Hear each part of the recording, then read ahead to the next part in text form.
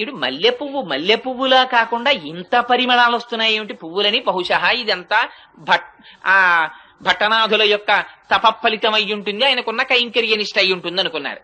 ఏమిటి ఇంత వాసన అర్చకులు మార్చి మార్చి ఆ పూలదండని చూస్తుంటే అందులో దీర్ఘకేశం కనపడింది, అంటే పొడుగాటి వెంట్రుక. ఆ పొడుగాటి వెంట్రుక చూసి ఇది స్త్రీలదే అని గుర్తించారు. స్త్రీల వెంట్రుక పూలదండలోకి ఎందుకు వచ్చింది? భట్టనాథులు వేరొక స్త్రీ అలంకరించుకున్న దండ పట్టుకురారు కదా. కానీ అడగడానికి ఆయన సామాన్యులు కారు, బాగుండదని దండను అలంకారం చేసేశారు ఆ వెంట్రుకని తీసేసి. అసలు అన్నింటిలోకి చాలా హీనమైనది ఏమిటంటే పూజా మందిరంలోకి కానీ పూజ చేసే పదార్థాల్లో కానీ వెంట్రుక రాకూడదు. అయ్యి బాబోయ్, మార్కండేయ పురాణంలో దానికి ఎంత శుద్ధి చెప్పారో ఆ వెంట్రుక వస్తే. అందుకని ఏమిటి వెంట్రుక ఉందని వెంట్రుక తీసేసి అలా ఇలా 3 నెలలు జరిగింది. జరిగితే ఇది చర్చ పెరిగిపోయింది అర్చకుల్లో. రోజు దీర్ఘకేశం వస్తోంది, భట్టనాథులు అలాంటి వాళ్ళు కారు, పైగా వెంట్రుకకి సువాసన ఉంటోంది, ఏమిటి విచిత్రం అని. సరే 3 నెలలు అయిపోయిన తరువాత ఒక రోజున మళ్ళీ అటువంటి పుష్పమాల వచ్చింది. వచ్చేటప్పటికి వాళ్ళు ఇంకా ఉండబట్టలేకపోయారు. ఉండబట్టలేక భట్టనాథుల్ని పిలిచి అడిగారు, ఇలా 3 నెలల నుంచి వస్తున్నాయి పూలదండలు, నిజం చెప్పండి, ప్రతిరోజు వెంట్రుకలు ఉంటున్నాయి, ఎవరు అలంకరించి తెస్తున్నారని. మహాప్రభో, నాది పొరపాటు, నేను ఎప్పుడూ ఎవరు అలంకరించినవి తేలేదు, ఈ పుష్పవాటికని పుష్పాలంకృతిని నమ్ముకుని బతుకుతున్న వాడిని నన్ను నమ్మండని ఆయన పుష్పమాలని వెనక్కి తీసుకెళ్లిపోయారు. ఆ రోజున తీసుకెళ్లిపోయి ఎవరు అలంకరించుకుంటున్నారు అని కొంచెం ఆలోచించి చూస్తే తన కూతురే అలంకరించుకుంటారు.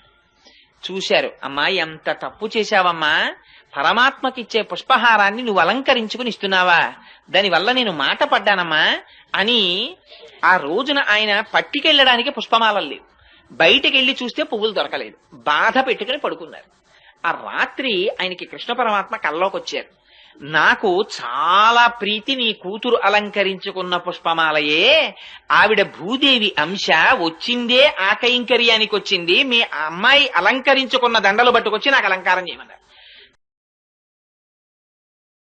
గో అంటే స్వర్గం, దా అంటే ఇచ్చున్నది, ఊర్ధ్వలోకముల యొక్క సుఖమును కావాలని అభిలషించినటువంటి వారికి దాన్ని ఇస్తుంది. గో అంటే మోక్షం, దా ఇచ్చున్నది, పునరావృత్తి రహితమైనటువంటి మోక్షస్థితి కావాలనుకున్న వాళ్ళకి ఆ మోక్షాన్ని ఇస్తుంది. గో అంటే దిక్కు, దా ఇచ్చున్నది, ఇప్పటి వరకు దిక్కు లేక అనాథయై తిరిగినటువంటి వాడికి శ్రీకృష్ణ పరమాత్మ యొక్క చరణారవిందములను దిక్కుగా ఇస్తుంది. అందుకని ఆవిడ గోదా.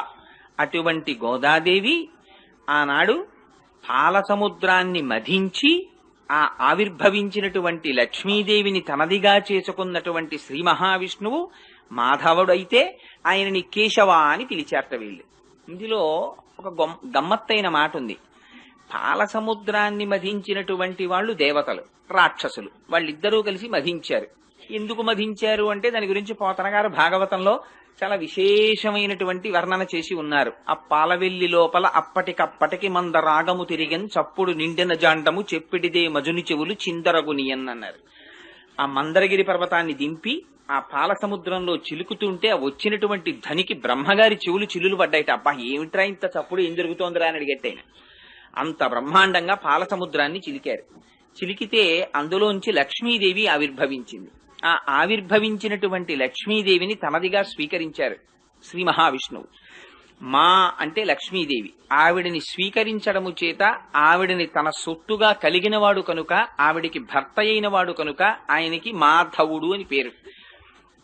అయితే ఇక్కడ లక్ష్మీదేవి ఆవిర్భవించడానికి కారణం లక్ష్మీదేవి యొక్క ఉపాసనమా, లేక లక్ష్మీదేవిని తన భార్యగా పొందడంలో పరమాత్మ యొక్క కృప, పరమాత్మ యొక్క శ్రమ ఎక్కువగా ఉందా?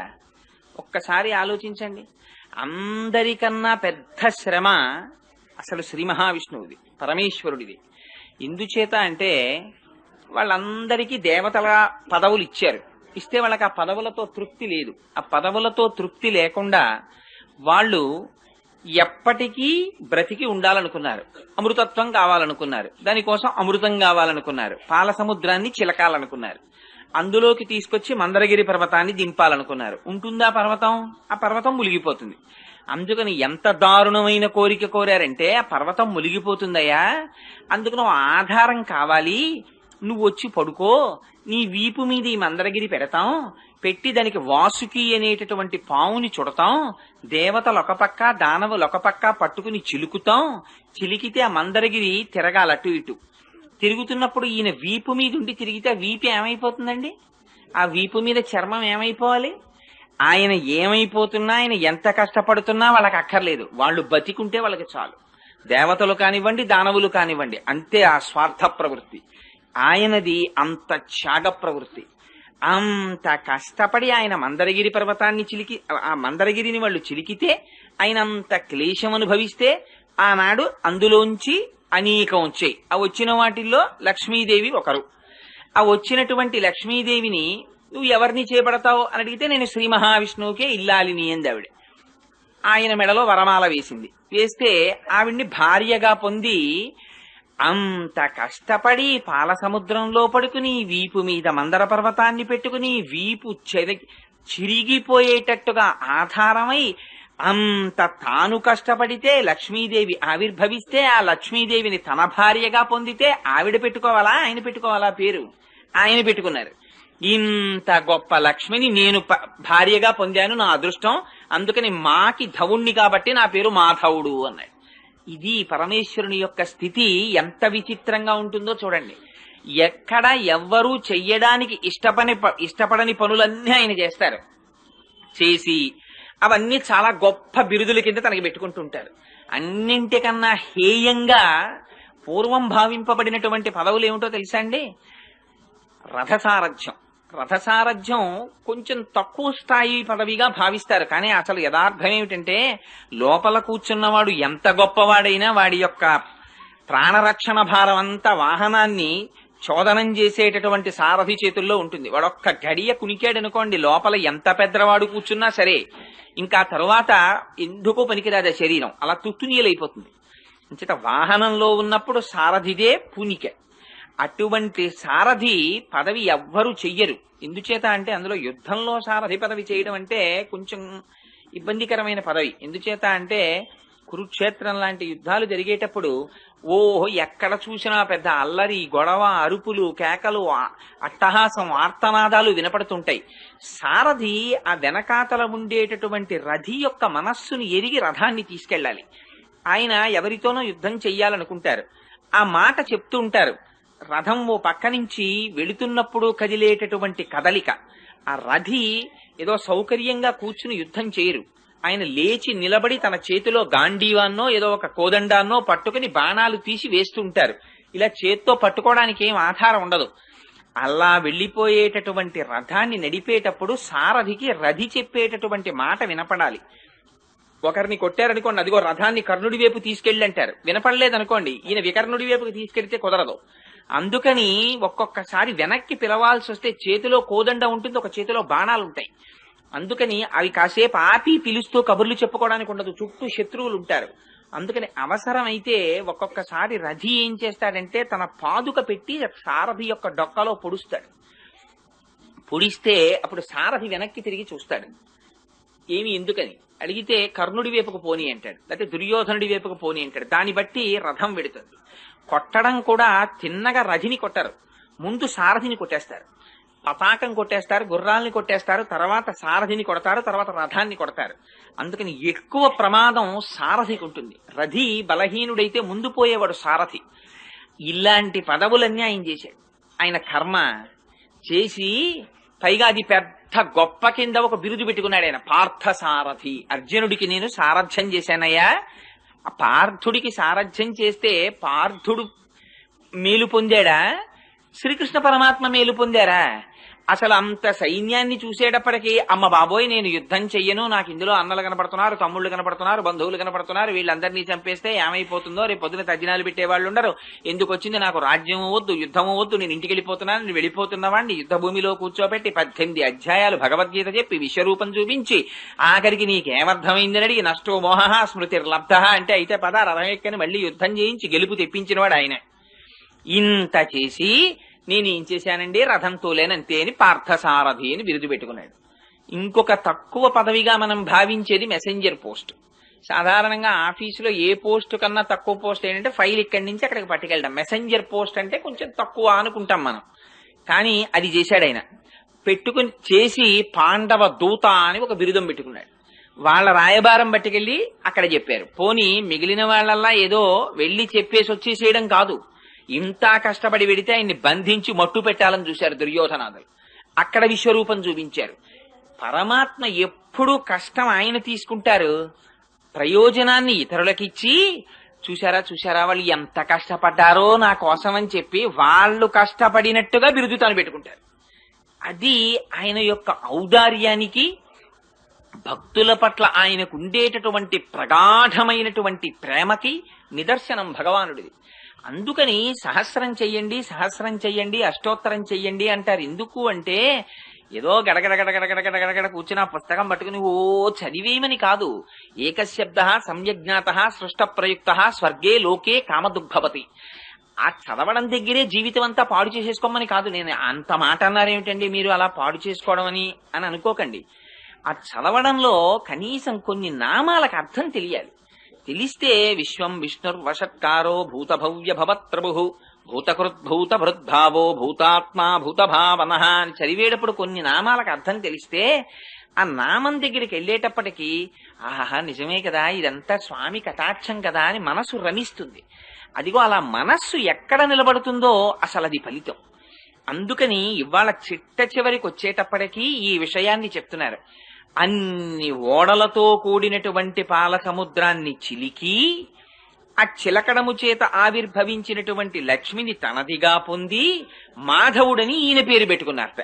పెట్టుకున్నటువంటి ఆ మాధవుణ్ణి గోపికలు కేశవ అని కీర్తించారట. మాధవుడు ఆయనైతే వీళ్ళు మాధవ అని పిలవకుండా కేశవ అని కీర్తించడం ఏమిటి అంటే ఆ మనస్థితి అటువంటిది. వాళ్ళు ఎందుకు పొందారో తెలుసా ఫలితాన్ని? కేవలంగా ఏదో నామాలు చెప్పేసి ఫలితం పొందిన వాళ్ళు కారు వాళ్ళు. వాళ్ళకి ఏ పేరు పెట్టి స్వామిని పిలవాలో వాళ్ళకి అర్థమైంది. కేశవ అని పిలవడంలో ఒక రహస్యం ఉంది. గుర్రం రూపంలో వచ్చాడు కంసుడి పనుపున ఒక రాక్షసుడు. గుర్రాన్ని ఆవహించి వచ్చాడు కనుక ఆయనకి కేశి అని పేరు. ఆ కేసిగా వచ్చి స్వామివారి మీద పడ్డాడు సంహరిద్దామని. స్వామి ఆ రోజున తన చేతిని కాల్చిన ఇనప స్తంభంలా తయారు చేసి ఆ గుర్రం యొక్క నోట్లోకి పెట్టారు. పెడితే ఆ గుర్రం మరణించింది. ఆ గుర్రం మరణిస్తే కేశిని సంహరించిన వాడు కనుక కేశవ అని నామం వచ్చింది ఆయనకి. ఈ కేశవ అన్న నామంలో ఒక విచిత్రమైనటువంటి విషయం ఉంది. అన్నింటికీ కూడా కారణం అహంకారం. ఈ అహంకారానికి కారణం మనస్సు, మనస్సుకి కారణం ఇంద్రియాలు. ఇవన్నీ విచ్చలవిడిగా తిరిగేటటువంటివి. ఇవన్నీ కూడా ఆ కేశవ గుర్రంలో సూచింపబడతాయి. ఈ గుర్రాన్ని మనమదుపు చేద్దామంటే అదుపు చేయలేం. కళ్ళని చూడని దానిని చూడకుండా ఉంచడం అంటే చాలా కష్టం. అసలు భగవంతుడిచ్చిన గొప్ప పరీక్ష అంతా అక్కడ పెట్టేశాడండి. కళ్ళు ఇచ్చేశాడు, ముక్కు ఇచ్చేశాడు, నోరు ఇచ్చేశాడు, చెవులు ఇచ్చేశాడు, స్పర్శేంద్రియాన్ని ఇచ్చాడు, కాళ్ళు ఇచ్చాడు, చేతులు ఇచ్చాడు, నోరు ఇచ్చాడు, మలద్వారం ఇచ్చాడు, మూత్రద్వారం ఇచ్చాడు. ఇచ్చి అబ్బాయి నీకు ఇవన్నీ ఇస్తున్నానయ్యా అని నీ ఇష్టం వచ్చినట్టు వాడుకో అనలేదు. నేను కొన్ని చెప్తాను అలా వాడుకుంటే నిన్ను నేను చూస్తానన్నాడు. తర్వాత మీ ఇష్టం, కానీ ముందు మాత్రం ఆయన చెప్పింది ఇవి ఇస్తున్నాను. దాంతో పాటు వేదం ఒకటి చెప్పాను. ఆ వేదంలో ఈ ఇంద్రియాల్ని ఎలా వాడుకోవాలో నేను చెప్తున్నాను, వాటికి మాత్రమే ఉపయోగించన్నారు. కానీ అలాగ నువ్వు వాడుకోకపోయినా స్వేచ్ఛగా తిరిగేటటువంటి అలవాటు వాటికి ఉంది. అందుకు నా కళ్ళు తిరుగుతుంటాయి, ఆ చెవి తిరుగుతూ ఉంటుంది, ఆ ముక్కు తిరుగుతూ ఉంటుంది. కానీ ప్రయత్నపూర్వకంగా నిగ్రహించి వెనక్కి తీసుకురావాలి. చూడకూడని దానిని చూడకో, వినకూడని దానిని వినకో అని వెనక్కి తేవాలి. అలా తేకపోతే మళ్ళీ ఉపాధి హీనమైనటువంటి ఉపాధులలోకి వెళ్ళిపోతాడు. ఇక్కడ వచ్చింది పెద్ద పేచీ అంతా. అసలు బయట ప్రపంచంలో అన్నింటినీ నేను కంట్రోల్ చేస్తున్నాను అంటాడు. కానీ అక్కడ కంట్రోల్ చేయలేడు. కంట్రోల్ చేయవలసిందంతా ఇక్కడుంది. దీన్ని వదిలి బయటనంతటిని కంట్రోల్ చేస్తున్నానని తిరుగుతుంటాడు. తను ఎక్కిన స్కూటర్ని కంట్రోల్ చేయడం తేలిక, కాలుతో నొక్కితే బ్రేక్ ఆగుతుంది బండి. కానీ ఈ కన్నుని చూడకూడని దానిని చూడకుండా నిగ్రహించు ఒక రోజు. దీనికి వ్యాఖ్యానం రాశారు పెద్దలు. ఒక్క రోజుని యూనిట్ గా తీసుకుని ఒక 24 గంటల టైముని తీసుకుని మనస్సు ఎంతసేపు భగవంతుడి పాదముల యందు నిలబడుతోందో నిష్పక్షపాతంగా బేరీజు వేసుకుని చూసుకోమన్నారు. ఎందుకంటే మనకు ఉండేవి ఉదయం, మధ్యాహ్నం, సాయంత్రం, రాత్రి. 24 గంటల టైంని మీకు ఇచ్చినట్టుగా చెప్తే, ఒక పిల్లవాడికి 2 గంటల ఎగ్జామినేషన్ పేపర్కి ఇచ్చినట్టు 24 గంటల్లో కనీసం ఆవలింతకి, కునుకుకి, నిద్రకి, వీటన్నింటికి కలిపి ఎంత లేదన్నా ఒక 12 గంటలో 10 గంటలో తీసేయండి. ఇంకా ఉండేది 22, ఇంకా మిగిలేది 12 గంటలు లేదా 14 గంటలు. ఈ 14 గంటల టైంలో ప్రయత్నపూర్వకంగా మనకు ఒక లక్షణం ఒకటి ఉంటుంది. ఏమిటంటే ఆ పూజ గదిలో ఉండి పూజ చేసినంతసేపే భగవంతుడు. అది అయిపోగానే అమ్మయ్య ఇంకా పూజ అయిపోయింది, ఇంకా మనం ఇంకా మిగిలిన టైం భగవంతుడి కోసం కాదు, మన కోసమని మనకు ఒక గొప్ప పూనిక. అందుకని ఆ పూజ గదిలో అని మీరు భగవంతుడి కోసం కేటాయించేటటువంటి టైము కేవలం ఒక అరగంటో గంటో ఉంటుంది.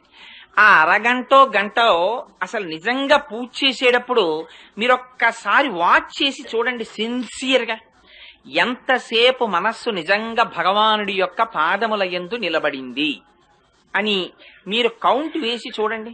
కౌంట్ వేసి చూస్తే మీరు కూర్చున్న గంటలో ఎట్ ది మోస్ట్ అలవాటు ఉన్నవాడైతే, కొంత సాధనలో ఉన్నవాడైతే ఒక 15 నిమిషాలు నిలబెడతాడేమో. 45 నిమిషాలు రొట్టే ఉట్టినే వెళ్ళిపోతుంది అంతే. నోటికొచ్చేసి కాబట్టి శ్రీమాతా శ్రీ మహారాజ్ని మొదలెడితే శివశక్తి ఐక్య రూపిణి లలితాంబిక అని అయిపోయిందిలా ఉందని మనం తెలుసుకోవాలి. అంత స్పీడ్ గా తిరిగేస్తారు.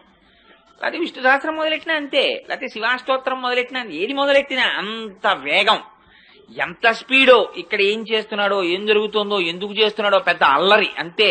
ఇట్స్ ఆల్ రిచువలిస్టిక్ అండి. ఇదంతా తంతురా అంది శాస్త్రం. ఉకిది ఇదంతా తంతు అంది. ఇదంతా దేని కొరకు అంటే మనస్సుని తీసుకెళ్లి అక్కడ పెట్టడానికి మీకు ఒక ఎక్సర్సైజ్, ఫిజికల్ ఎక్సర్సైజ్ ఎలా చేస్తారో పూజ కూడా ఒక ఎక్సర్సైజ్ అంతే. అది మనస్సును అక్కడ పెట్టడం చేతనవ్వాలి. దానికోసం ఇదంతా అల్లరి. అలా చూసుకుంటే మీరు కార్తీక పౌర్ణమి నాడు తీసుకెళ్లి 365 ఒత్తులు కట్ట దీపాలు పెట్టడం ఎందుకండి? 365 రోజులు దీపారాధన చేయవలసిన వాడు దీపారాధన చెయ్యలేకపోయిన రోజులు కొన్ని ఉంటాయి. ఊరెళ్ళానని కొన్ని రోజులు అంటాడు, నిద్ర లేవలేకపోయానని కొన్నాళ్ళు అంటాడు.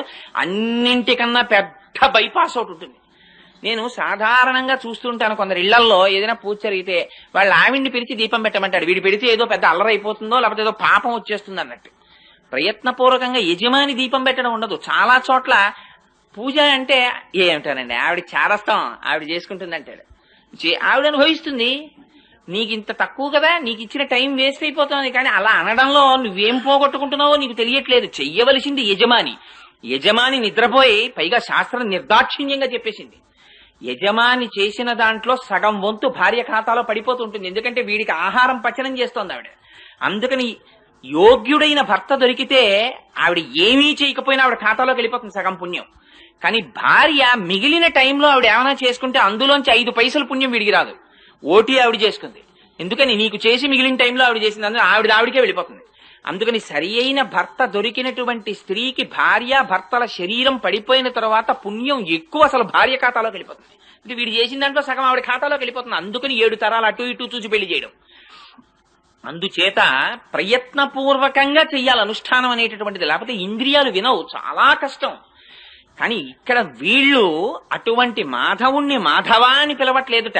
ఎందుకని మాధవా అంటే నిన్నటి రోజున చెప్పారు, నీ స్పృహణీయమైన బంగారు తామర పూల వంటి నీ పాదములను మేము దర్శనము చేసినది కోరికతో కాదు.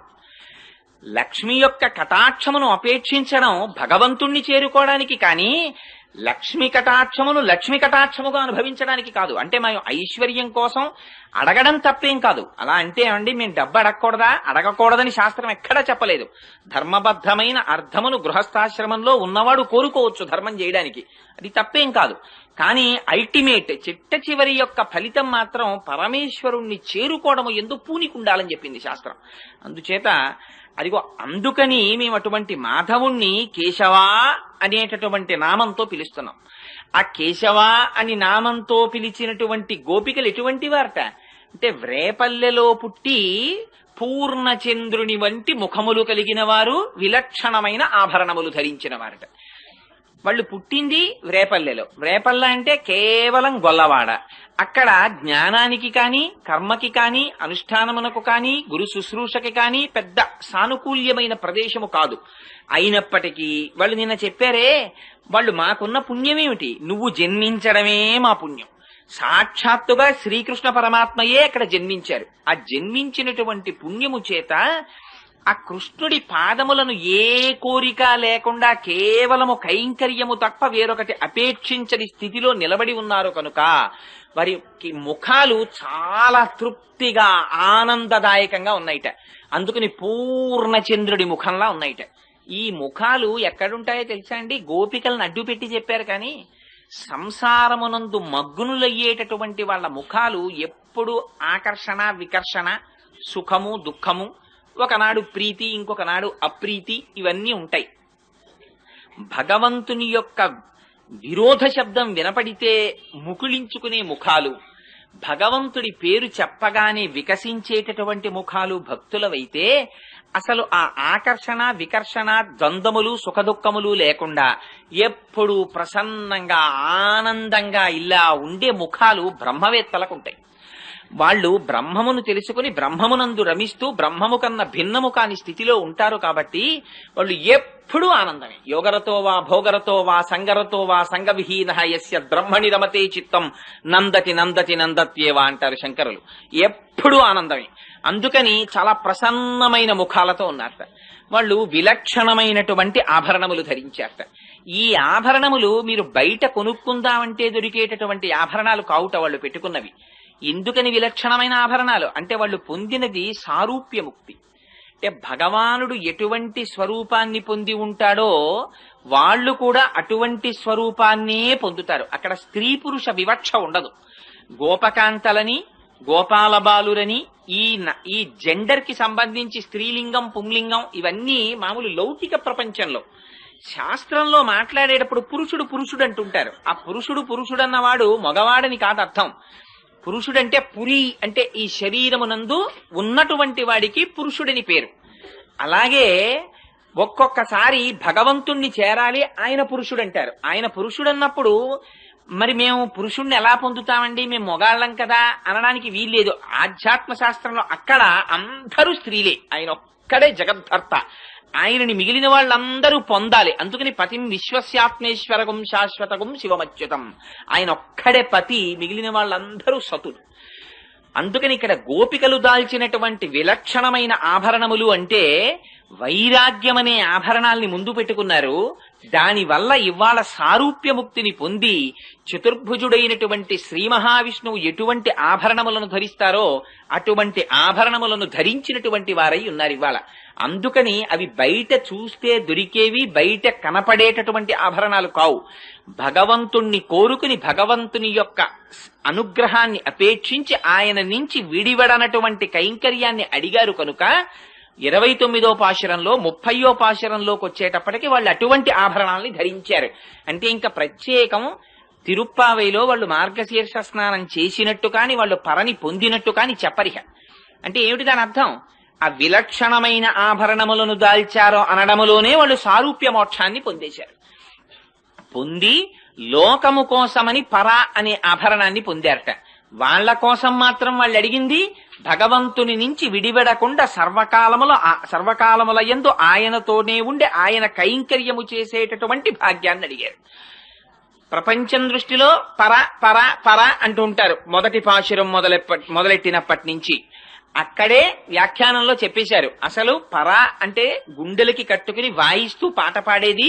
అందుకని నిజంగా వాళ్ళు కోరుకున్నది ఏదో గుండెలకి కట్టుకుని తప్పెట అడగట్లేదు. వాళ్ళు అందులో వాచిక మానసిక కాయిక కైంకర్యములు ఏకరూపముగా ఉండి భగవంతుని యొక్క కైంకర్యము చేసేటటువంటి స్థితిని వాళ్ళు అపేక్షిస్తున్నారు అని. అందుకని బాహ్యమునకు పర, ఆంతరమునందు కైంకర్యమనేటటువంటి దాన్ని పొందినటువంటి వారై ఉన్నారట. దీన్ని ఈ తిరుప్పావై అనేటటువంటి వ్రతాన్ని చేసినటువంటి తల్లి ప్రపంచమంతటిలోనూ మణిపూస వంటి శ్రీవిల్లిపుత్తూరులో జన్మించినటువంటి గోదాదేవిట. ఏమిటి ఎందుకు అంత మాట వెయ్యడం అంటే ఆ శ్రీవిల్లిపుత్తూరు ప్రపంచంలో మణి వంటిది అనడానికి ఒక రహస్యం ఉంది. మొట్టమొదట ఈ భూమి అంతా కూడా సముద్రంలో మునిగిపోతుంటే ఆనాడు రాక్షసులు దీన్ని చాప చుట్టినట్టు చుట్టి పట్టుకుపోతుంటే వరాహమూర్తి భగవానుడు నీళ్లల్లోకి ప్రవేశించి ఆ రాక్షసుల్ని దునుమాడి తన మూపురమున ధరించి భూమిని పైకెత్తారు.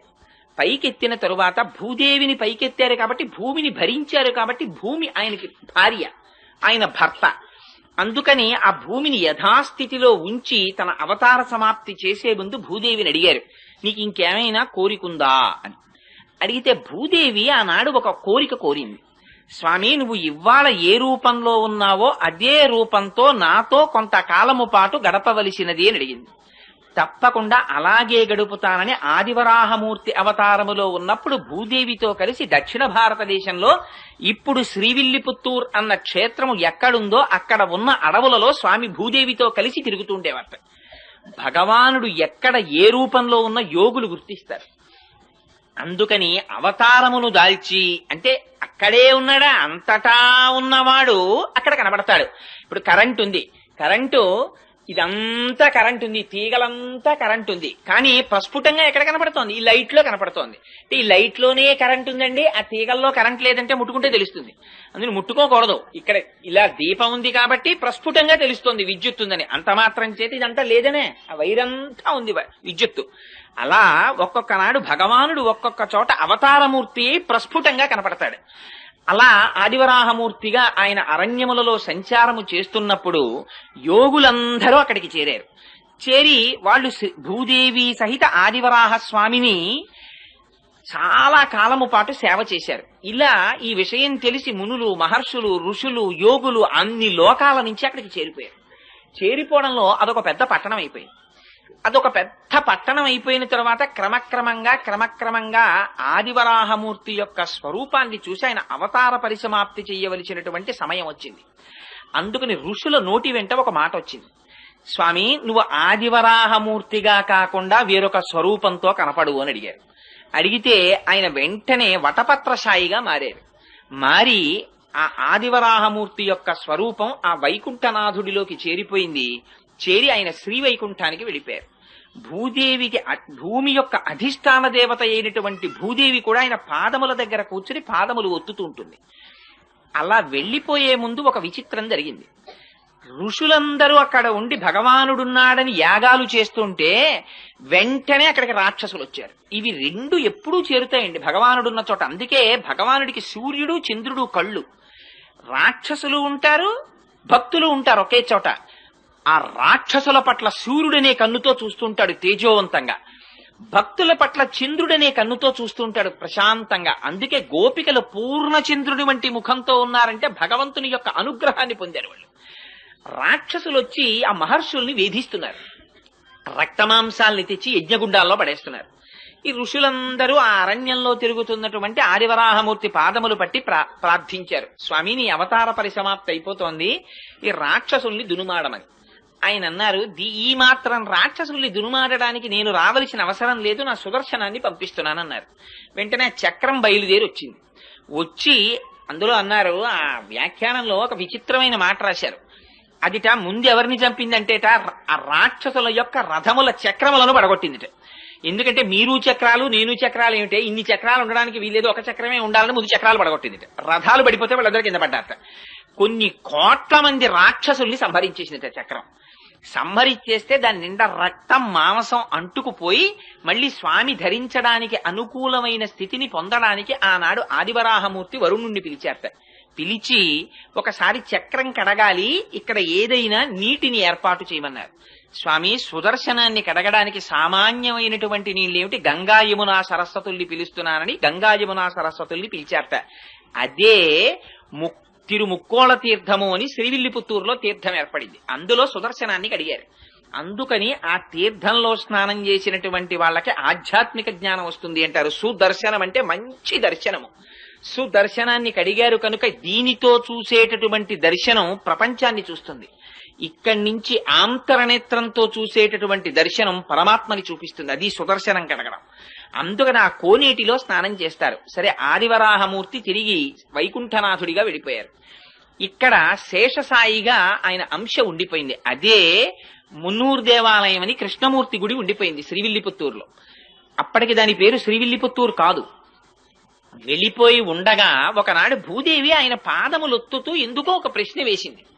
స్వామి మీకు అనేక రకములైనటువంటి కైంకర్యములు జరుగుతుంటాయి కదా, పుష్పార్చన చేస్తారు, తులసితో అర్చన చేస్తారు, అభిషేకం చేస్తారు. అసలు ఈ అర్చనలన్నింటిలో మీకు ప్రీతిపాత్రమైన అర్చన ఏది అని అడిగింది. అడిగినది భూదేవి అడిగింది కనుక ఆయన అన్నారు నాకు పుష్పార్చన ప్రీతి అన్నారు. ఆ పుష్పాలు ఎక్కడి నుంచి రావాలి? భూమిలోంచి రావాలి. అందుకని అడిగిన వాళ్ళని ప్రీతి చెందించడం ఆయన యొక్క కోరిక. అందుకని పుష్పములంటే నాకు ప్రీతి అన్నారు. పుష్పార్చన చేత ప్రీతి చెందుతానన్నారు. అసలు ఆయన అడిగిన పుష్పాలు బాహ్య పుష్పాలు కావు. అహింస ప్రథమం పుష్పం, పుష్పమింద్రియ నిగ్రహ, సర్వభూత దయా పుష్పం, క్షమా పుష్పం, విశేషత జ్ఞాన పుష్పం, ధ్యాన పుష్పం, తప పుష్పం తు సత్తమం, సత్యమష్ట విధం పుష్పం విష్ణో ప్రీతికరం భవేత్ అని ఆ పుష్పాలు. అందుకని ఆ పుష్పార్చన ఇష్టమన్నారు. అయితే నేను పుష్పార్చన చెయ్యాలనుంది కొంతకాలం, మీకు ఎక్కడ జన్మించనని అడిగింది.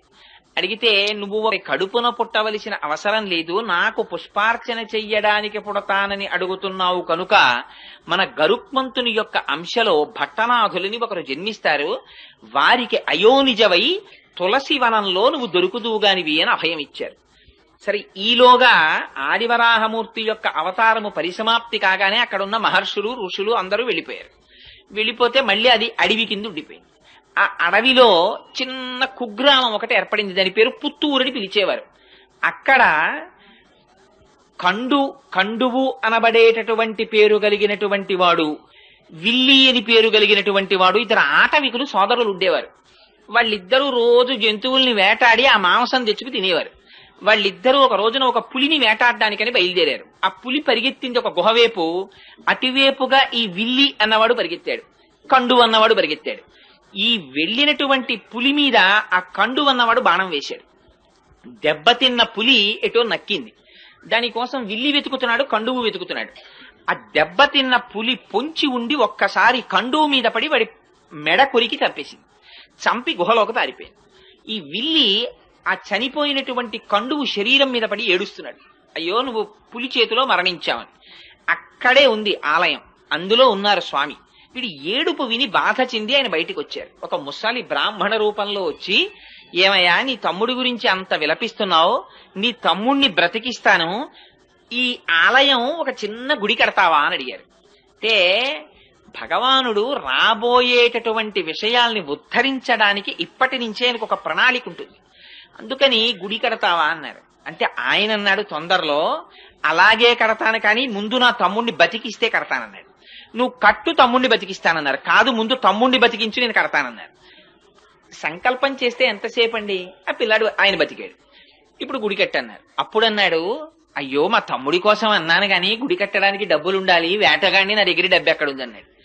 ఆయన అన్నారు, గుహలో పులి దూరింది కదా, లోపలికి వెళ్లి పులిని చంపు, ఆ గుహలో నిధులున్నాయి, ఆ నిధి పట్టుకొచ్చి గుడి కట్టన్నారు. అంటే ఈ విల్లి అనేటటువంటి వాడు ఆ గుహలో దూరి పులిని చంపి నిధిని తెచ్చి గుడి కట్టాడు. అది పుత్తూరు అనబడేటటువంటి కుగ్రామం విల్లి అనేటటువంటి వాడి చేత దేవాలయ నిర్మాణం భగవంతుని పనుపున జరిగింది కాబట్టి విల్లి పుత్తూరైంది. ఆ విల్లి పుత్తూరుకి గరుడుని యొక్క అంశలో భట్టనాథులు వచ్చారు. ఆ భట్టనాథులే పెరియాళ్వార్. ఆ పెరియాళ్వార్ ఒకనాడు పుష్పవాటిక పెంచుతుండగా తులసివనంలో భూదేవి యొక్క అంశలో ఆ గోదాదేవి ఆవిర్భవిస్తే ఆ పిల్లని చూశారు ఆయన. అయ్యో చిన్న పిల్ల ఈ పొదలో దొరికింది అని ఆయనకి ఏది పూల మొక్కలలో దొరికినా అది కూడా పువ్వే. అందుకని పట్టుకెళ్లి కృష్ణుడు గుళ్ళో పెట్టేశారు. పెట్టేస్తే అశరీరవాణి పలికింది. పైగా అక్కడున్న భక్తులలో ఒకరి మీదకి ఆవహించి ఆనాడు శ్రీ మహావిష్ణువు మాట్లాడారు. నా అనుగ్రహవశం చేత అయోనిజగా జన్మించింది ఆవిడ భూదేవి అంశ, కన్న తండ్రిలా నువ్వు పాలించన్నారు. సరే అని తీసుకొచ్చారు, భార్యకి ఇచ్చారు. ఆ పిల్ల పెరిగి పెద్దదవుతోంది, మంచి యవ్వనంలో ప్రవేశించింది. నువ్వు పుష్పవాటికకి రాకు, యవ్వనంలో ఉన్నావు కదా, బయట తిరగకూడదు, నువ్వు ఇంట్లో ఉండి పుష్పమాలలు కట్టు, నేను పువ్వులు తెస్తానన్నారు. సరే, మీకు తెలిసి ఇంకా కథ. ఆయన పువ్వులు తెచ్చేవారు, ఈవిడ పువ్వులు కడుతుండేది. కట్టిన తరువాత తండ్రి గారు చూడకుండా ఆ పుష్పమాల తన మెడలో వేసుకుని జడలో పెట్టుకుని ఒకసారి నూతులో చూసుకుని ఓసారి అద్దంలో చూసుకుని ఆ పుష్పమాల తీసి బుట్టలో పెట్టేది. ఈ పుష్పమాల పట్టుకుని ఆయన కృష్ణ పరమాత్మకు పట్టుకెళ్లేవారు. అర్చకులు ఆ పుష్పమాల అలంకారం చేద్దామని తీస్తే అందులో మామూలుగా పువ్వు కొండవలసినటువంటి వాసన కన్నా కూడా దివ్యమైన పరిమళం కనపడింది. ఇటు మల్లె పువ్వులా కాకుండా ఇంత పరిమళాలు వస్తున్నాయి ఏమిటి పువ్వులని, బహుశా ఇదంతా భట్టనాథుల యొక్క తపఫలితం అయి ఉంటుంది, ఆయనకున్న కైంకర్యనిష్ట అయి ఉంటుంది అనుకున్నారు. ఏమిటి ఇంత వాసన అర్చకులు మార్చి మార్చి ఆ పూలదండని చూస్తుంటే అందులో దీర్ఘకేశం కనపడింది, అంటే పొడుగాటి వెంట్రుక. ఆ పొడుగాటి వెంట్రుక చూసి ఇది స్త్రీలదే అని గుర్తించారు. స్త్రీల వెంట్రుక పూలదండలోకి ఎందుకు వచ్చింది? భట్టనాథులు వేరొక స్త్రీ అలంకరించుకున్న దండ పట్టుకురారు కదా. కానీ అడగడానికి ఆయన సామాన్యులు కారు, బాగుండదని దండను అలంకారం చేసేశారు, ఆ వెంట్రుకని తీసేసి. అసలు అన్నింటిలోకి చాలా హీనమైనది ఏమిటంటే పూజా మందిరంలోకి కానీ పూజ చేసే పదార్థాల్లో కానీ వెంట్రుక రాకూడదు. అయ్యి బాబోయ్, మార్కండేయ పురాణంలో దానికి ఎంత శుద్ధి చెప్పారో ఆ వెంట్రుక వస్తే. అందుకని ఏమిటి వెంట్రుక ఉందని వెంట్రుక తీసేసి అలా ఇలా 3 నెలలు జరిగింది. జరిగితే ఇది చర్చ పెరిగిపోయింది అర్చకుల్లో. రోజు దీర్ఘకేశం వస్తోంది, భట్టనాథులు అలాంటి వాళ్ళు కారు, పైగా వెంట్రుకకి సువాసన ఉంటోంది, ఏమిటి విచిత్రం అని. సరే 3 నెలలు అయిపోయిన తరువాత ఒక రోజున మళ్ళీ అటువంటి పుష్పమాల వచ్చింది. వచ్చేటప్పటికి వాళ్ళు ఇంకా ఉండబట్టలేకపోయారు. ఉండబట్టలేక భట్టనాథుల్ని పిలిచి అడిగారు, ఇలా 3 నెలల నుంచి వస్తున్నాయి పూలదండలు, నిజం చెప్పండి, ప్రతిరోజు వెంట్రుకలు ఉంటున్నాయి, ఎవరు అలంకరించి తెస్తున్నారని. మహాప్రభో, నాది పొరపాటు, నేను ఎప్పుడూ ఎవరు అలంకరించినవి తేలేదు, ఈ పుష్పవాటికని పుష్పాలంకృతిని నమ్ముకుని బతుకుతున్న వాడిని, నన్ను నమ్మండని ఆయన పుష్పమాలని వెనక్కి తీసుకెళ్లిపోయారు. ఆ రోజున తీసుకెళ్లిపోయి ఎవరు అలంకరించుకుంటున్నారు అని కొంచెం ఆలోచించి చూస్తే తన కూతురే అలంకరించుకుంటారు. చూశారు, అమ్మా ఎంత తప్పు చేశావమ్మా, పరమాత్మకిచ్చే పుష్పహారాన్ని నువ్వు అలంకరించుకుని ఇస్తున్నావా, దానివల్ల నేను మాట పడ్డానమ్మా అని. ఆ రోజున ఆయన పట్టుకెళ్ళడానికి పుష్పమాలలు లేవు, బయటికి వెళ్లి చూస్తే పువ్వులు దొరకలేదు, బాధ పెట్టుకుని పడుకున్నారు. ఆ రాత్రి ఆయనకి కృష్ణ పరమాత్మ కల్లోకి వచ్చారు. నాకు చాలా ప్రీతి నీ కూతురు అలంకరించుకున్న పుష్పమాలయే, ఆవిడ భూదేవి అంశ, వచ్చిందే ఆ కైంకర్యానికి వచ్చింది, మీ అమ్మాయి అలంకరించుకున్న దండలు పట్టుకొచ్చి నాకు అలంకారం చేయమన్నారు. అంటే భట్టనాథులు అన్నారు, ఈ మాట నాకు చెప్తే సరిపోతుందా, అర్చకులకు కూడా చెప్పండి అన్నారు. అంటే ఆయన మళ్ళీ అర్చకులకి అశరీరవాణిగా పలికి వినిపించారు. అప్పటి నుంచి అందుకని మాలని ధరించి ముక్త విడిచిపెట్టి దా ఇచ్చినది కాబట్టి ఆవిడికి ఆముక్త మాల్యద అని పేరొచ్చింది. ఆ పుష్పహారాన్ని పట్టుకొచ్చి స్వామికి అలంకారం చేసేవారు. సరే కొన్నాళ్లు పోయిన తరువాత భట్టనాథులు అడిగారు, అనగా పెరియాళ్వార్ విష్ణు చిత్తులు, అమ్మా నీకు యవ్వనం వచ్చింది కదా, వివాహం చెయ్యాలి కదా, ఎవరిని వివాహం చేసుకుంటావు అని అడిగారు. అడిగితే ఆవిడంది, తాను వేసుకున్నటువంటి మాలని మార్చి వేసుకునేటటువంటి అధికారం భార్యాభర్తలకే కదా ఉంది. మనం ఒక పని చేస్తుంటాం సాధారణంగా, వివాహంలో కానీ ఎందులోనన్నా దండలు వేయించే సాంప్రదాయం ఉంటుంది. అందులో సాధారణంగా ఇద్దరికి చెరుకోదండ ఇచ్చి ఆ దండలు వాళ్ళ మెళ్ళో వీళ్ల మెళ్ళో వేయిస్తారు. అది కాదు అసలు. భార్యాభర్తల సంబంధం అంటే ఏమిటంటే, భర్త చేతితో దండ పట్టుకుని భార్య మెడలో వేస్తాడు, భార్య చేతితో దండ పట్టుకుని భర్త మెడలో వేస్తుంది. వేసిన తరువాత భార్య తన మెడలో దండ తీసి భర్త మెడలో వేస్తుంది, భర్త తన మెడలో దండ తీసి భార్య మెడలో వేస్తాడు. అలా పక్క పక్కన కూర్చుని దండలు మార్చుకుంటే వాళ్ళు భార్యాభర్తలని గుర్తు. అలా నేను ధరించిన మాల తీసి ఇస్తే ఆయన వేసుకున్నాడు, అందుకని ఆయనే పతి. అందుకని ఇంకా వేరుగా చెప్పక్కర్లేదు. అందుకని నేను శ్రీ మహావిష్ణువుని వివాహం చేసుకుంటాను. అమ్మో, ఎంత గొప్ప కోరిక కోరావమ్మా, శ్రీ మహావిష్ణువుని వివాహం చేసుకుంటావా? కానీ మరి శ్రీ మహావిష్ణువు అంటే చాలా మూర్తులుగా ఉన్నారు, ఇందులో నువ్వే మూర్తిని చేసుకుంటావన్నారు ఆయన. అంటే ఆవిడంది, ఇన్ని రకాలుగా ఉంటాడు అంటే నాన్నగారు చెప్పండి అంది. అంటే ఆయన ఏదో 105 దివ్య దేశాల్లో శ్రీ మహావిష్ణువు ఎలా ఉంటారో ఆ మూర్తులన్నీ వర్ణించారట. వర్ణిస్తే అందుట నాన్నగారు వింటుంటే, ఒక్కొక్క శ్లోకం మీరు ఒక్కొక్క క్షేత్రంలో ఉన్న మూర్తుల గురించి చెప్తున్నారు, ఇవన్నీ వింటుంటే అబ్బో ఏ మూర్తికి ఆ మూర్తే గొప్ప అనిపిస్తోంది. అలా ఏం తెలుస్తుందండి వింటే? అబ్బా అమ్మాయి తెల్లగా ఉంటాడమ్మా, అమెరికాలో ఉంటాడమ్మా, బూట్లు వేసుకుంటాడమ్మా, కోట్ వేసుకుంటాడమ్మా, పుట్టుమచ్చ ఉండదమ్మా మొహం మీద, చంద్రబింబం అమ్మా, బలానా కుటుంబరావు గారు అబ్బాయి, బలానా కోటేశ్వరరావు అబ్బాయి ఇలాగమ్మా అని చెప్తుంటే అందరి పెళ్లి కొడుకులు అలా ఉన్నారు, ఒకసారి పిలవండి చూస్తానంది ఆవిడ. అంటే అందుకనిట ఆయన పెరియాళ్వారని పిలిచింది. ఆయన అక్కడ కూర్చుని పర్ణశాలలో ఒక్కొక్క శ్లోకం చదివారట 105 క్షేత్రాల్లో ఉన్న స్వాముల్ని. వాళ్ళందరూ వచ్చి అక్కడ నిలబడ్డారు. ఇది ఆయన శక్తి. 105 మూర్తుల్ని తీసుకొచ్చి నించోపెట్టారు. నించోపెట్టి నీకెవరిని చేసుకుంటావమ్మా అని అడిగారు. అడిగితే శ్రీరంగంలో ఉన్న రంగనాథుడు ఆవిడికి బాగా నచ్చాడు. ఈయన్ని చేసుకుంటాను నాన్నగారు అందిట. అంటే మిగిలిన వాళ్ళని ఏమనుకోకండి స్వామి, మా అమ్మాయి ఇన్ని మెచ్చుకుందంటే, అయ్యో ప్రతిబింబంలాగా నేనే కదయా 105 మూర్తులుగా ఉన్నది, ఏకస్వమేవ బహుధా భవభాసిలోకే, ఆయనే కదా ఉన్న ఒక్క ఆత్మేగా ఇన్ని రకాలుగా కనపడాలి అని ఆ స్వామి రంగనాథుడు చేసుకుంటానన్నారు. మిగిలిన వాళ్ళందరూ వెళ్ళిపోయారు, మిగిలిన మూర్తులు. పాపం ఈ రంగనాథుడిని చేసుకుంటానని ఆవిడ మురిసిపోతోంది. అదిగో వ్యాఖ్యానంలో రాశారు, ఆ స్వామి ఒకనాటి రాత్రి గోదాదేవి దగ్గరికి వచ్చి ఆవిడతో భోగం అనుభవించారు. అంటే ఆవిడ బ్రహ్మానందమును అనుభవించింది. ఆనాడు ఆండాళ్ తల్లికి వరం ఇచ్చారట, నువ్వు ఏ పరమాత్మని కోరి ఇంత తపస్సు చేశావో అటువంటి నిన్ను నేను ఆనందాన్ని పొందినటువంటి రోజు, నువ్వు బ్రహ్మానందమును పొందిన రోజు కనుక, భోగం అనుభవించిన రోజు కనుక ఇది ఉత్తరోత్తర భోగి అని పిలవబడుతుంది అని చెప్పారట. అందుకని భోగి పండగ. అందుకని అదిగో ఆ భోగం అనుభవించి స్వామి వెళ్లిపోయారు. చాలా కాలం అయిపోయింది, ఆయన రాలేదు. ఈవిడ బెంగ పెట్టేసుకుంటోంది, అవతల కళ్యాణం జరగలేదు. ఎలాగా అని బెంగ పెట్టుకుని ఉండిపోయి ఈవిడ చాలా విరహతాపమును అనుభవిస్తూ ఆఖరికి విశేషమైనటువంటి వృత్తాంతం రాశారు. ఓ పరిచారికని పంపించేటప్పటికి శ్రీరంగంలో శృంగార మండపంలో వసంతం ఆడుతున్నాడు ఆయన రంగనాథుడు. అప్పుడు ఈవిడ తన యొక్క భక్తి ప్రపత్తుల చేత యోగ మార్గంలో వెళ్ళింది ఆయన దగ్గరికి. వెళ్లి, స్వామి నీ గురించి ఆండాళ్ తల్లి అలమటించిపోతోంది, రావలసింది అంటే తన మెడలో పుష్పహారాన్ని చేతి ఉంగరాన్ని ఇచ్చి పంపించారు స్వామి. ఆ ఇచ్చిన తరువాత కొంతకాలం అయిన తర్వాత తన దగ్గర ఉన్నటువంటి అర్చకులకి, ఆలయ అధికారులకి స్వప్నంలో కనపడి చెప్పారు. ఇవి జరుగుతుంటాయండి యథార్థంగా. అన్నవరం సత్యనారాయణ స్వామి వారు వెలిసే ముందు అనువంశిక ధర్మకర్తకి ఆయన స్నేహితుడు ప్రకాశరావు గారికి ఒకే రోజు రాత్రి కల్లోకి వచ్చి చెప్పారు, నేను అంకోల వృక్షం కింద ఉన్నాను, నన్ను పైకి తీసి ప్రతిష్ఠ చెయ్యండి అని. ఎప్పుడో కాదు, ఈ మధ్య అప్పుడే అన్నవరంలో ప్రతిష్ఠ జరిగింది.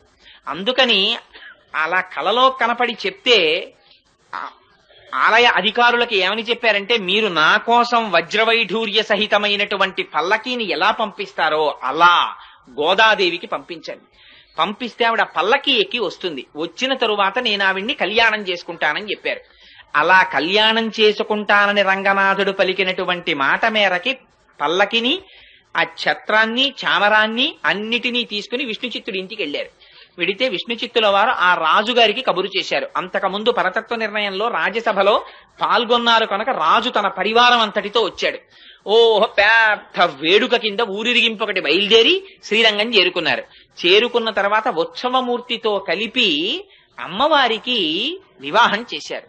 చేసిన తరువాతట స్పష్టంగా రాశారు. 4 వ్యాఖ్యానాలు ఉన్నాయి గోదాదేవి కళ్యాణం గురించి. 4గింటిల్లో అన్నింటిలో ఆవిడ అంతర్ధానం అయినట్టు రాశారు. కానీ నమ్మాళ్ళవారి దగ్గరికి వెళ్ళినట్టు ఒక చోట 4గింటిలో 4 రకాలు ఈ వివాహం జరిగింది. అందులో పెద్దలు చాలా మంది అంగీకరించినటువంటిది.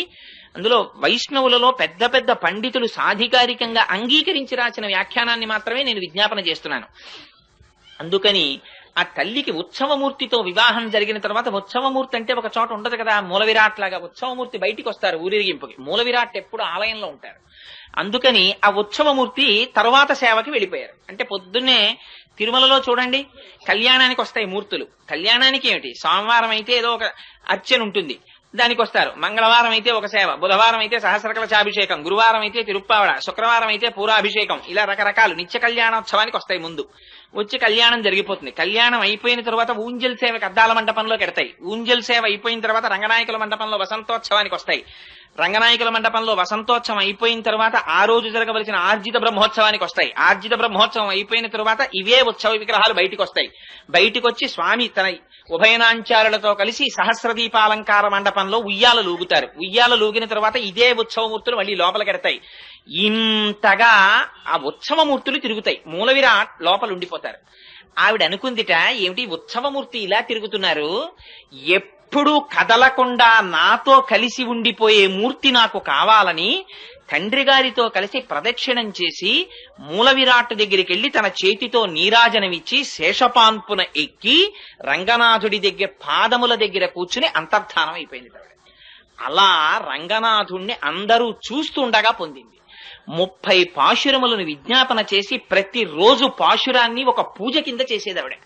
పార్వతీదేవిని అర్చించిన తరువాత ఆ పాశురాల్ని చదివినట్టుగా వ్యాఖ్యానాల్లో రాశారు. ఎందుచేత అంటే కాత్యాయని వ్రతాన్ని గురించి విన్న తరువాత తిరుప్పావై చేసింది గోదాదేవి. అందుచేత అదిగో అలా చేసి రంగనాథుడి యొక్క భోగమును అనుభవించి మళ్లీ భూదేవి అంశగా ఆయన పాదములను చేరిపోయినటువంటి మహాతల్లి గోదాదేవి. అటువంటి గోదాదేవి అటువంటి భూమండలములో మణిపూస వంటి శ్రీవిల్లిపుత్తూరు అన్నారు. కారణం ఏమిటంటే అసలు భూమండలాన్ని పైకి తీసుకురాగానే తీసుకొచ్చిన ఆదివరాహమూర్తి తిరిగి ఇప్పటికి వస్తుందండి. ఊరే పెద్ద పెద్ద తిథులలో శ్రీవిల్లిపుత్తూరు నుంచి మాల వస్తుందో నాడు నేను తిరుమలలో ఏదో ఒక చాలా సేవలు పరమాత్మ చేయించాడు కాబట్టి నాకు ఆ సేవ జ్ఞాపకం లేదు, కానీ ఒక సేవ జరుగుతుండగా శ్రీవిల్లిపుత్తూరు నుంచి మాల వస్తుందన్నారంటే నేను ఆ మాల కోసం అక్కడ నిలబడి ఎదురు చూసి దర్శనం చేశాను. శ్రీవిల్లిపుత్తూరు నుంచి తీసుకొస్తారు. ముందు రోజు శ్రీవిల్లిపుత్తూరులో అమ్మవారికి అలంకారం చేసి మరునాడు ఉదయం తీసేసిన మాలని ప్రత్యేక వాహనంలో తీసుకొస్తారు తిరుమల. తీసుకొచ్చి అలంకారం చేస్తారు స్వామికి ఇప్పటికీ తిరుమలలో. ఇవన్నీ మళ్ళీ పూలబావిలో వేస్తారు. ఒక్క వెంకటాచలంలో మాత్రం స్వామికి అలంకారం చేసిన పుష్పాలని చేతిలో పెట్టరు ప్రసాదంగా. పూలబావి అని వేరే ఉంది, అందులో వేసేస్తారు. మళ్ళీ అదంతా వేరు వృత్తాంతం అనుకోండి. ఎందుకు అలా చేస్తారు అంటే ఇప్పుడు అవన్నీ మనకి ఎందుకు కానండి, ఎప్పుడైనా వెంకటాచలం గురించి చెప్పుకున్నప్పుడు చెప్పుకుందాం. అందుకని అదిగో అటువంటి స్థితి కనుక ఆ గోదాదేవి ఉన్నటువంటి ప్రాంతం భూమండలంలో మణిపూస. ఆ విల్లిపుత్తూర్ శ్రీ సంబంధంగా అమ్మవారు వచ్చింది కనుక శ్రీవిల్లిపుత్తూర్ అయింది. అక్కడ సాక్షాత్ అమ్మవారు వెలిసింది. ఆదివరాహమూర్తి యొక్క అంశయైన వటపత్రసాయి వెలిశారు. అక్కడ మహాభక్తుడైన పెరియాళ్వారు వెలిశారు. ఇన్ని ప్రత్యేకతలు ఉండడం చేత అన్నిటిని మించి సుదర్శనాన్ని కడిగినటువంటి పరమ పావనమైన కోనేరు వెలిసింది. అందుకని ఇన్నున్నాయి కాబట్టి అది భూమండలమునకు మణిపూస అయిన శ్రీవిల్లిపుత్తూర్. ఆ శ్రీవిల్లిపుత్తూరులో గోదాదేవి 30 పాశురములను కలిపి మాల కింద అల్లిందిట. అల్లి రంగనాథుడి మెడలో వేసిందిట. ఈ పాటలని పాడినా, చదివినా, నోము చేసినా, బాహ్యార్థమును విన్నా, చదివినా అదే ఫలితం అన్నారు. ఏమిటి పాటలకంత ప్రాముఖ్యత ఏమిటి? ఇవి కేవలం పాటలే కదా, 30 పాటలు. ఇది ఏమైనా వ్రతమా, లేకపోతే ఏమైనా క్రతువు ఉందా? మరి ఎందుకు ఇంత గొప్పతనం వచ్చింది దీనికి అంటే, అసలు దీన్ని బయటికి రావాలని తప్పించి ప్రాణాలు విడిచిపెట్టినటువంటి ఒక మహాపురుషుడు ఒక ఆయన ఉన్నాడు. అక్కడి లింకు తిరుప్పావైకి. ఎక్కడిదో తెలుసా అండి ఇది? నాథయామున మధ్యమాం అస్మదాచార్య పర్యంతాం వందే గురు పరంపరాం అని చదువుతారే, అందులో నాథముని అని ఒక ఆయన ఉన్నారు. ఆయన త్రికాలవేది, మహాయోగి. ఆయన ఒకనాడు చెప్పారు, నా కొడుకుకి కొడుకు మనవడిగా వస్తున్నారు. ఆయన ఆ మనవడు వైష్ణవ మతాన్నంతటినీ కూడా ఈ భూమండలం 4 చెరగలా వ్యాప్తి చేస్తాడు. అటువంటి కారణజన్ముడు పుడుతున్నాడు. ఆయనకి నేనే ఈ విష్ణు సంబంధమైనటువంటి పురాణాలు చెప్పాలని కోరికుంది అని చెప్పేవారు శిష్యులతో. కానీ పాపం ఆయనకి వృద్ధాప్యం వచ్చేసి శరీరం విడిచిపెట్టేస్తున్నారు. ఆయన కొడుకు ఈశ్వరముని అని ఆయన ఉత్తర భారతదేశం క్షేత్రాల్లో దర్శనం చేస్తుంటే రాత్రి కలలోకి వచ్చి కృష్ణ పరమాత్మ చెప్పారు, నేనే నీ కడుపున కొడుకుగా పుడుతున్నాను అని. ఆ ఉత్తర భారతదేశంలో ఉండగా కొడుకు పుట్టాడు కనుక యమునా నది ఒడ్డున పుట్టాడు కనుక యమునకి నాథుడు శ్రీకృష్ణుడు కనుక కృష్ణుడు స్వప్నములో చెబితే పుట్టాడు కనుక యామునుడని పేరు పెట్టారు. ఆయన మనవడిగా రావాలి, కానీ మనవడికి చెప్పుకోవాలి విద్యని తాతగారు కలవరించారు. కానీ ఈలోగా శరీరం పడిపోయింది. పడిపోతుంటే ఆయన ఏమన్నారంటే పుండరీకాక్షుడన్న శిష్యుణ్ణి పిలిచి, ఒరే నేను బ్రతికి ఉండడం లేదు నా మనవడు వచ్చే వరకు, అందుకని నువ్వు ఈ విష్ణు సంబంధమైనటువంటి విద్యనంతటినీ నా మనవడికి చెప్పు, నా దగ్గర నేర్చుకున్నావు కనుక అని చేతిలో చెయ్యించుకుని ప్రాణం వదిలేశారు. ఈ విరూపాక్షుడు కూడా పెద్దవాడైపోయేటప్పటికీ కూడా ఇంకా యామునాచార్యుల వారు తయారు కాలేదు.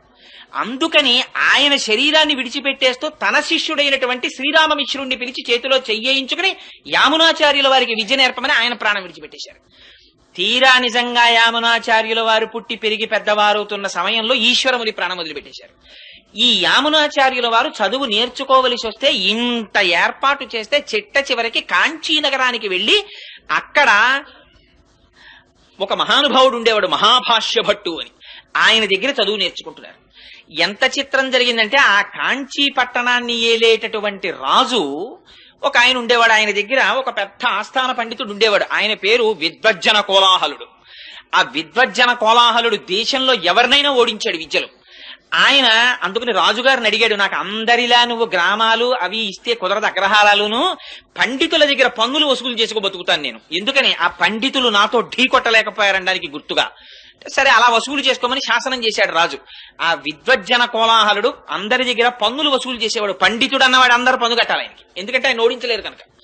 యామునాచార్యులు వారు చిన్న పిల్లాడిగా మహాభాష్య భట్టు దగ్గర చదువుకుని వీధరుగు మీద కూర్చొని సంధ్యావందనం చేస్తున్నారు. ఆ రోజున సైనికులు వచ్చి ఈ మహాభాష్య భట్టు గురించి చాలా తక్కువ చేసి మాట్లాడారు. పన్ను కట్టలేదు విద్వజ్జన కోలాహలుడికి, తీసుకెళ్లి కారాగారంలో పారేస్తాం.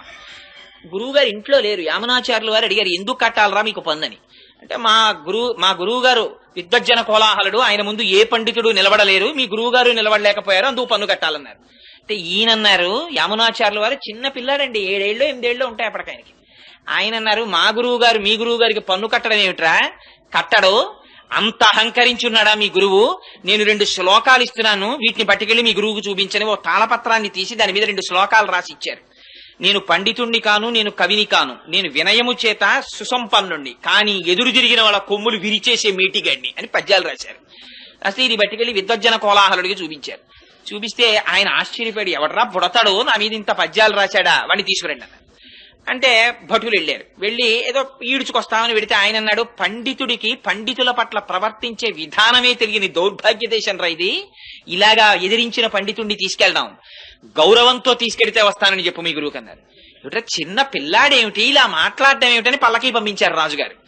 ఎక్కించి వస్తున్నారు. రాత్రి రాజుగారు రాణిగారితో కలిసి పడుకుని మాట అన్నారట, ఎంత చిత్రమో చూసావా, ఇన్నాళ్ల నుంచి విద్వజ్జన కోలాహలుండి ఎదిరించిన వాడు లేడు, ఇన్నాళ్లకు బుడతలు ఎదిరిస్తున్నాడు. ఆవిడెందుట ఏమో బుడతడని ఎందుకు అనుకోవాలి, ఏ పుట్టలో ఏ పాముందో, మీ దగ్గర ఇన్నాళ్ల నుంచి ఉన్న రాజగురువు ఓడిపోయే రోజు దగ్గరికి వచ్చిందేమో అందుటి.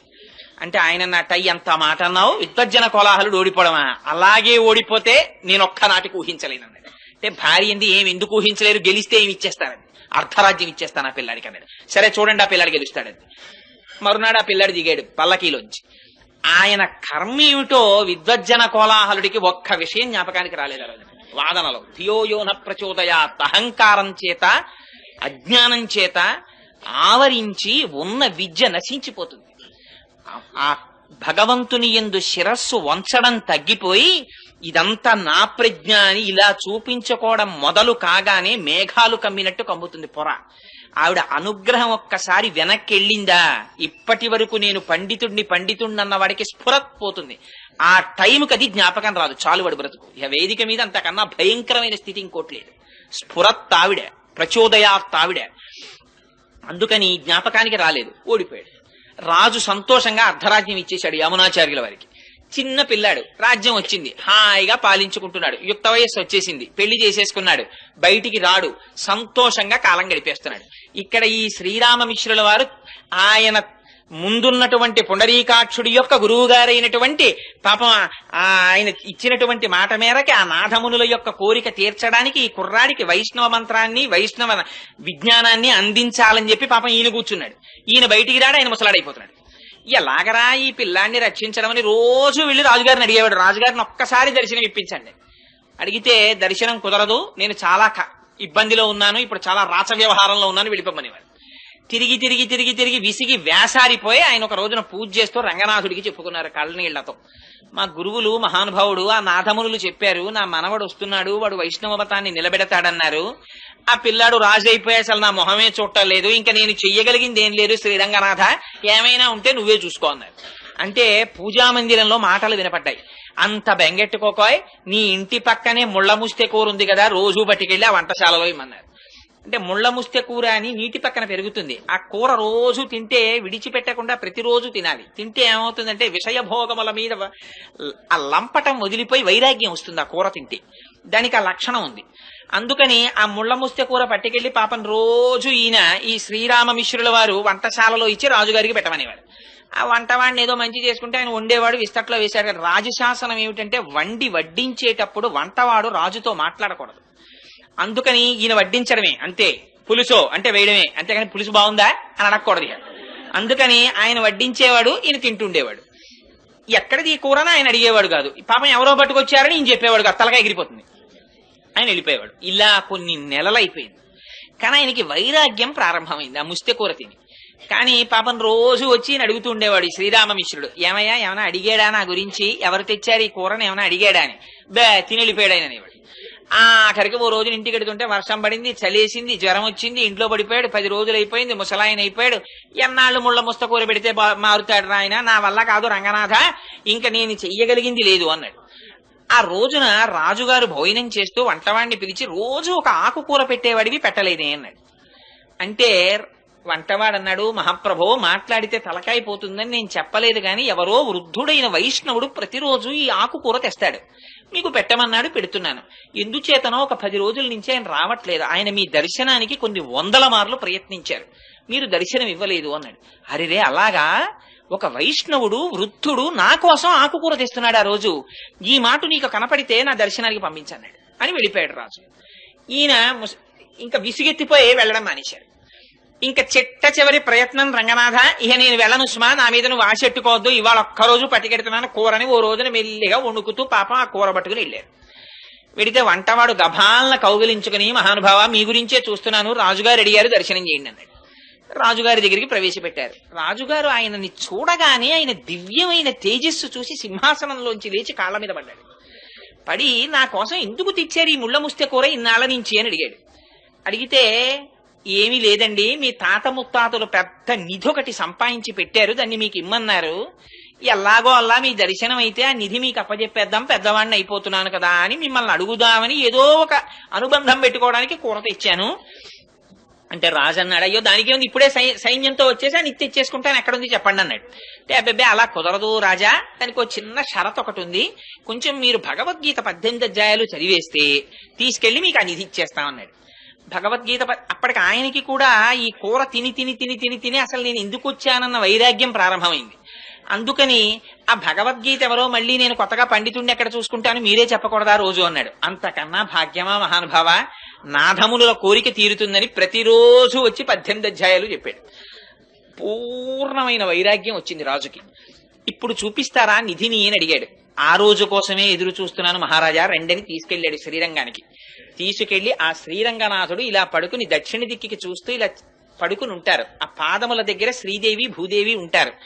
ఆ శ్రీరంగనాథుడి పాదాలు చూపించి, ఇదే మీ తాత ముత్తాతలు మీకు ఇచ్చిన పెన్నిధి, ఈ పెన్నిధిని మళ్ళీ మీకప్పజెప్పాలని ఆ పాదములను కొలిచేటటువంటి వైష్ణవుల యొక్క భక్తి, ఆ సాహిత్యము, ఆ సంపద ఇవన్నీ నిలబెట్టేటట్టుగా మీరు ఒక గొప్ప ఆచార్యులు కావాలని మీ తాత అపేక్షించారు, కానీ మీరు రాచరికంలో పడిపోయారు అని చెప్పి శ్రీరంగనాథుడి పాదాలు చూపించి అది నిధి అని చెప్పారు. వెంటనే ఆయన ఏం చేశాడంటే తన కొడుక్కి పట్టాభిషేకం చేసేసి శ్రీరంగంలో పర్ణశాల నిర్మించుకుని 5 పుస్తకాలు రాశారు. రాసి దేశంలో ఎందరో పండితుల్ని ఓడించి వైష్ణవ మతాన్ని స్థాపించారు. ఆయన స్థాపించిన వారు 120 సంవత్సరాలు బ్రతికారు. యామునాచార్యుల వారు 120వ సంవత్సరంలో ఆయన శరీరాన్ని విడిచిపెట్టేసే ముందు రామానుజాచార్యుల వారికి కబురు చేశారు ఒకసారి రమ్మని. రామానుజాచార్యుల వారు కంచిలో ఉన్నారు ఆ సమయంలో. ఆయన శ్రీరంగం వచ్చేంత వరకు ప్రాణాలు నిలబెట్టుకోలేక యామునాచార్యుల వారు శరీరం విడిచిపెట్టేశారు. ఈయన పొద్దున్న శరీరం విడిచిపెట్టారు, మధ్యాహ్నానికి రామానుజాచార్యుల వారు వచ్చారు. వస్తే అరెరే ఆయన జీవించి ఉండగా దర్శనం చేయలేకపోయారని బెంగబెట్టుకుని బాధపడ్డారు. బాధపడి ఆ భౌతిక కాయాన్ని తిప్పడంలో కుడి చేతి 3 వేళ్లు ఇలా ముడుచుకుపోయి కనపడ్డాయి యామునాచార్యుల వారు. అదేమిటి, ఈయన బతికున్నప్పుడు కూడా ఇలాగే వేళ్లు ముడుచుకుని ఉండేవా అని అడిగారు. అడిగితే ఏమో తెలియదు, అలా ఉండేవు కావు, చేతులు బాగానే ఉండేవి, ఎందుకో చచ్చిపోయిన తర్వాతే ఈ 3 వేళ్లు ముడుచుకున్నాయన్నారు.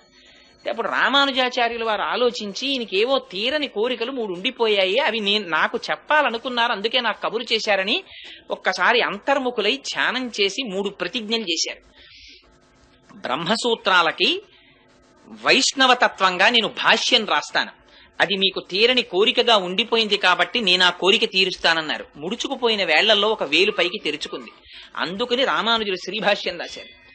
2వ కోరిక, ఇంతకు పూర్వం ఆళ్వారులు గోదాదేవి వంటి వారు వ్రాసి పాడినటువంటి పాటలు జనసామాన్యంలో ప్రచారంలో లేవు, వాటిని నేను ప్రయత్నపూర్వకంగా ప్రచారం చేసి ఆ పాటలకి ఆ వ్రతాలకి ఒక స్థాయిని కల్పిస్తానని ప్రతిజ్ఞ చేశారు.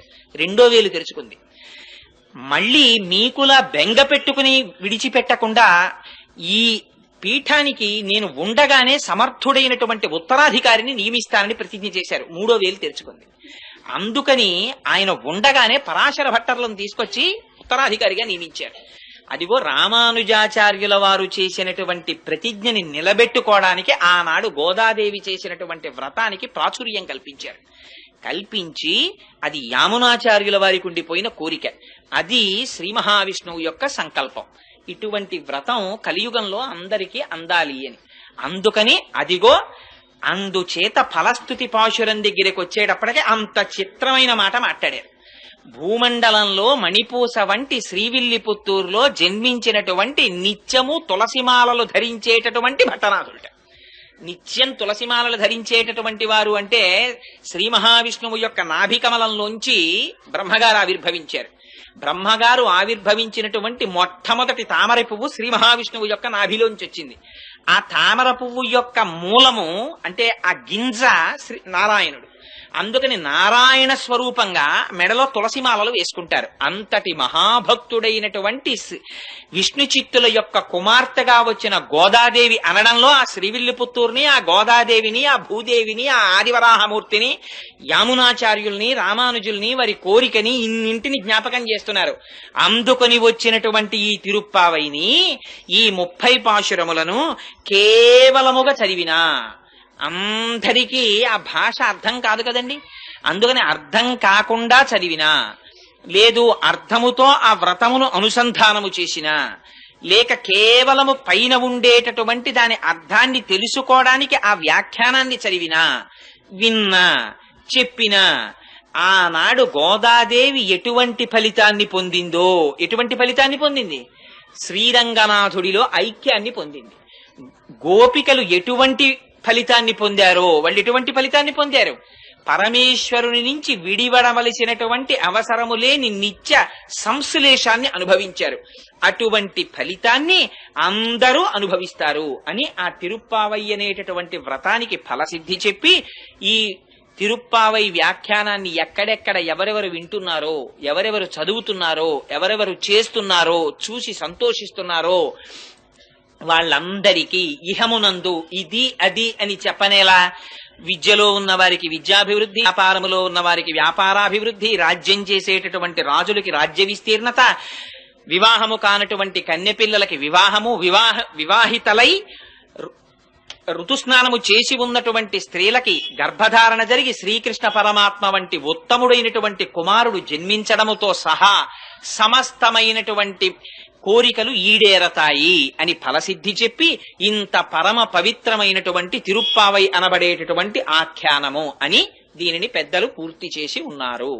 అటువంటి పరమ పవిత్రమైన తిరుప్పావైని నాకు ఆ సంప్రదాయం తెలియకపోయినా, దాని గురించి 4 ముక్కలు తెలియకపోయినా, ఒక్క ఆళ్వారు గురించి తెలియకపోయినా, ఒక్కనాడు ఆ పాశురం చదవడం చేత కాకపోయినా, నన్నేమిటో ఆ తల్లి అనుగ్రహం తప్ప నాకేముంది, నీవే ఉపాయము నీవే ఉపేయము అని ఆ గోపికలు అన్నట్టు వెనక నుండి ఆ తల్లి ఊపిరై పలికించింది. అన్నీ తెలుసున్న వాళ్ళు మీరైనా మాకు తెలుసని తెలిసిపోతే వాడు బెదిరిపోతాడని తెలియనట్టు కూర్చుని నాతో చెప్పించి నన్ను కృతార్థుణ్ణి చేశారు మీరు. అందుకని ఇంత పరమోత్కృష్టమైన భాగ్యాన్ని నాకు కల్పించినటువంటి ఈ వెంకటాచల దేవస్థానము యొక్క పాలక మండలి వారికి, ప్రత్యేకించి పితృసమానులు, మహాపురుషులు, నిత్యము ఎవరికి నమస్కారం చెయ్యడానికి అర్హులో, ఎందుకంటే సాక్షాత్తుగా విష్ణువు యొక్క కళలు వారిలో ప్రవేశపెట్టి అర్చకత్వం ఇచ్చారు కనుక వారికి చేసిన నమస్కారము శ్రీ మహావిష్ణువుకి చేసినటువంటి నమస్కారమే. అటువంటి మహాపురుషులు, మహాభక్తులు ఆ లక్ష్మణాచార్య స్వామి వారి పాదార విందములకు నమస్కరిస్తూ మీ అందరికీ శుభాశీస్సులను తెలియచేస్తూ, ప్రత్యేక ధన్యవాదాలని తెలియచేస్తూ, ఇటువంటి అదృష్టాన్ని కల్పించినటువంటి గోదారంగనాథుల యొక్క పాదార విందములకు శాంజలి బంధకంగా శిరసు తాటించి